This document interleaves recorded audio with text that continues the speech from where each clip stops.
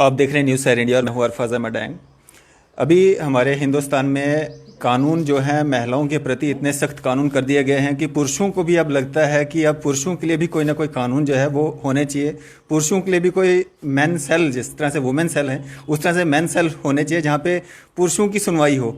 और अभी भी इतने सख्त कानून होने के बावजूद भी एक महिला को दर बदर जो है वो होना पड़ रहा है और ठोकरें खानी पड़ रही हैं। और इनसे ही हम जानेंगे पूरी क्या वारदात हुई है, क्या इनके साथ घटना घटी है। मैम, सबसे पहले मैं आपसे आपका नाम जानना चाहूँगा, कहाँ रहते हैं आप और क्या वाकया पेश हुआ है?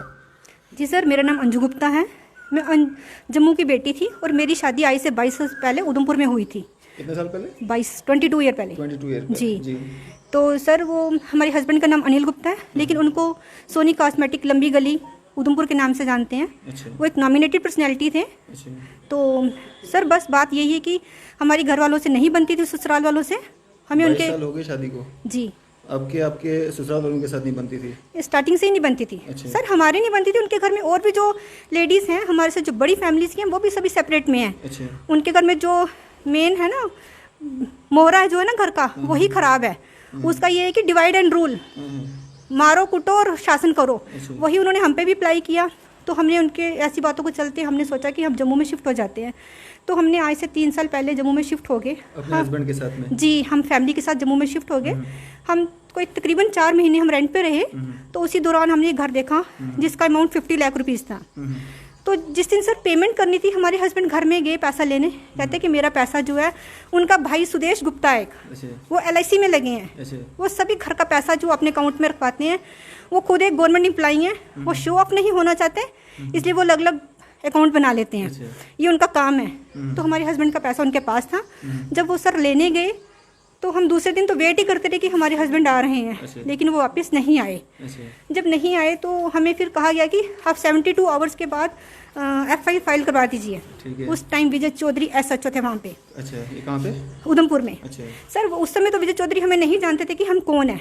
उन्होंने जो हमारी जान पहचान के थे, जिन्होंने हमें वहाँ पे भेजा, उन्होंने हमारी उस समय तरफदारी ली, हमारी रिपोर्ट लिखी। शकील मुंशी को बोला। अच्छा। शकील मुंशी थे वहाँ पे, उनको बोला कि इन्वेस्टिगेट कीजिए, कि वो वहाँ पे नहीं थे उस दिन विजय चौधरी। तो सर इन्वेस्टिगेट में पता चला कि जो वर्कर से दुकान के उनको बुलाया गया, उन्होंने बोला कि इनके भाइयों ने उनको कहीं आगे पीछे कर दिया है। सर बस वो बात थी और आज की बात आ गई। 3 साल से हम ढूंढ रहे हैं तो हमें हमारे पति नहीं मिले। अच्छा। विजय चौधरी को हमारे वहाँ रहते रहते हो गए, वो सस्पेंड हो गए। उनकी जगह पे संजीव चिप आए। जब हम संजीव चिप के पास भी गए तो हमारे ससुराल इन-लॉज बोलते हैं, हमारे सामने बोल रहे थे कि ये हमारे भाई हैं, संजीव चिप हमारे भाई हैं। जैसे विजय चौधरी ने हमारी हेल्प की, संजीव चिप भी करेंगे। और संजीव चिप ने वैसा ही किया, उनकी हेल्प की और आज तक वो कर रहे हैं। विशाल डोगरा आए, उन्होंने भी कुछ नहीं किया, हमें ही डोमिनेट किया। और सर फिर एक हाई कोर्ट ने एक सीट कॉन्स्टिट्यूट की जिसमें बड़े सारे ऑफिसर्स थे। हम नहीं बोलेंगे कि वो गलत थे, वो बहुत अच्छे ऑफिसर्स थे, बहुत अच्छे ऑफिसर्स हैं, जिनकी स्पोर्ट्स की वजह से हम आज जिंदा हैं। नहीं तो जैसे एलिगेट इन्होंने हम पे लगाए, जहाँ फिर अरुण सलाथिया SHO ने जानबूझ के जो बंदे वहाँ पे लड़के 5-6 बुला के, लेडीज़ बुला के हम पे हमला करवाने की कोशिश की, वो नाकामयाब रही। तो सर हम यही अभी तक 3 साल से हम दरबदर हो रहे हैं। हम IG मुकेश के पास गए। IG मुकेश सर का कहना है कि उन्होंने शादी कर ली है। अगर वो मैरिड है तो सर फिर कोर्ट में क्यों नहीं पेश कर रहे? उनको पेश होना चाहिए ना। कोर्ट में तो न्यूज़ जाती है कि वो बंदा नहीं मिला। और हमें कुछ ऑफिसर्स ने बोल दिया है, अंजू गुप्ता यही रिपोर्ट चलेगी, कोर्ट में यही रिपोर्ट जाएगी। सर इसका मतलब कि कौन कौन बिका हुआ है बीच में। अगर हमारी J&K की पुलिस एक बंदा नहीं ढूंढ सकी तो ये सर जो पकड़ रहे हैं चर्च वाले, ये किसको पकड़ रहे हैं? एक छोटे से मामूली से मतलब इंसान को नहीं पकड़ रहे, हमारी हेल्प नहीं कर रहे। और हमें सर लाभ गुप्ता जो हमें मैसेज करता है, थ्रेट करता है कि मैं तेरे को देख लूँगा, मैं तुझे छोड़ूंगा नहीं।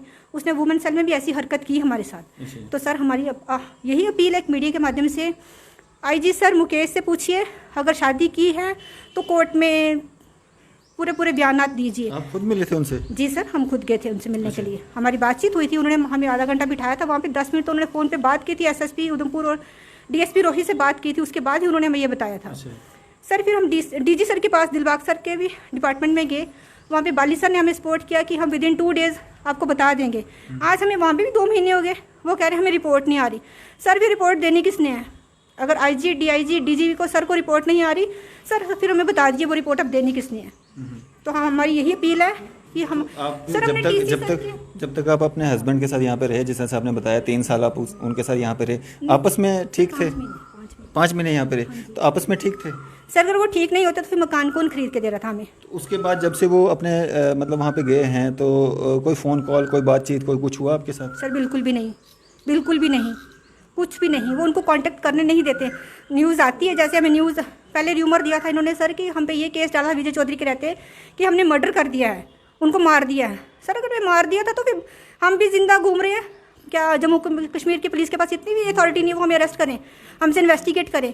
सर ना हमें तो कुछ पूछते नहीं हैं। जब उनसे पूछताछ होती है हमारे सामने, उनको डोमिनेट किया जाता है, लेकिन सर वो पीछे से क्या करिश्मा हो जाता है कि वो फिर बरी होकर बाहर निकल जाते हैं और हमें थ्रेट आती हैं।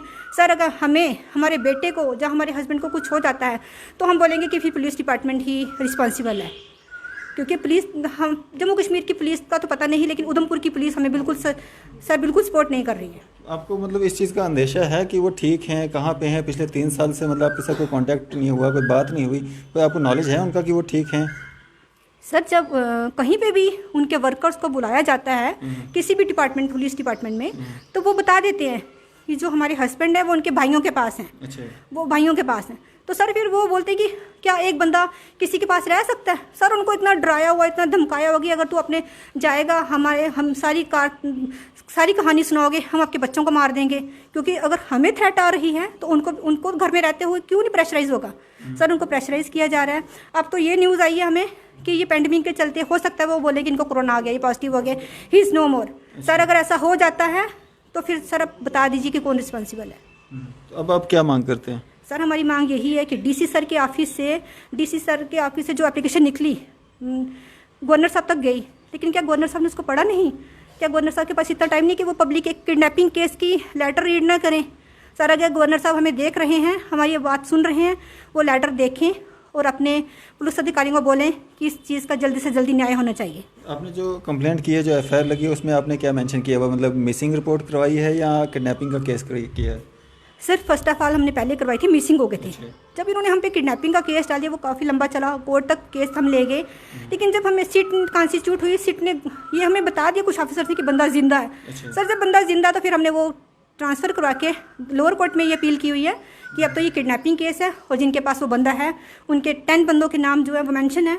तो उनको बुलाया गया था वुमेन सेल में, उनकी तफ्तीश हुई, लेकिन सर एक SHO मैम हो या सर हो, मेल फीमेल हो, वो कुछ नहीं कर सकता कि जबकि IG और DG सर कुछ रिस्पांस ना दे रहे हो, एक SHO कुछ नहीं कर सकता। तो इन 3 सालों में मतलब आपके बच्चे भी हैं, तो किस तरह से गुजारा कर रहे हैं? क्या कुछ कैसे हो रहा है? सर वो तो हमारे पापा ही कर रहे हैं। अच्छा। अब वो जाने या हम जाने। अच्छा। तो जिनका काम है एलिगेट करना, हमने जब दैनिक शिफ्ट टाइम में भी लाइव किया तो मैम को भी उनकी लोगों की बड़ी सी थ्रेट आई। तो सर फिर आप समझ सकते हैं कि अगर थ्रेट आ रही है, अगर एक मीडिया को आ रही है, तो हमारी तो कोई हैसियत ही नहीं है, तो फिर हमसे वो क्या करेंगे? सर हमारी यही गुजारिश है, अगर हमें हमारे बेटे को या हमारे हस्बैंड को कुछ हो जाता है, हमारे हस्बैंड के भाई के बेटा love Gupta is responsible for all that.